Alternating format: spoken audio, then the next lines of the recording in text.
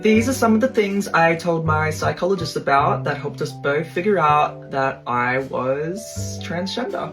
So, when I was 3 years old, I remember hugging my mum really tightly and hoping that if I hugged her tight enough, I would transform into a girl.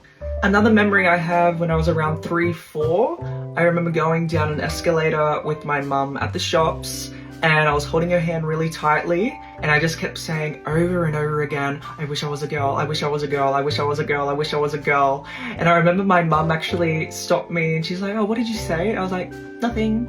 So around age 10, I started dressing up in my mum's clothes and putting on her makeup in secret. This happened like I would say a handful of times growing up.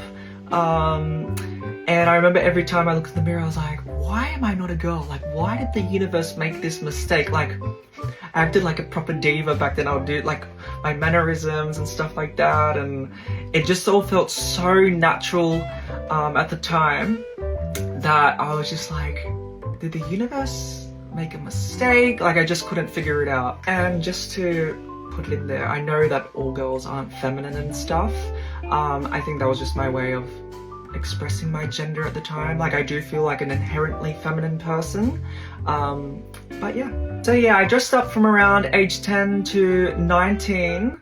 19 was like the cutoff for me, and I'll explain why. So when I started dressing up, it was fun. I only did it around, I would say, 10 times throughout my teens, but I remember each time I did dress up, the shame of it started to come in, it started to get much worse, and I remember by the time I was 19, that was like the end, and I remember like saying to myself, if this happens again, I want the universe to kill me. Like, that's how bad the shame got.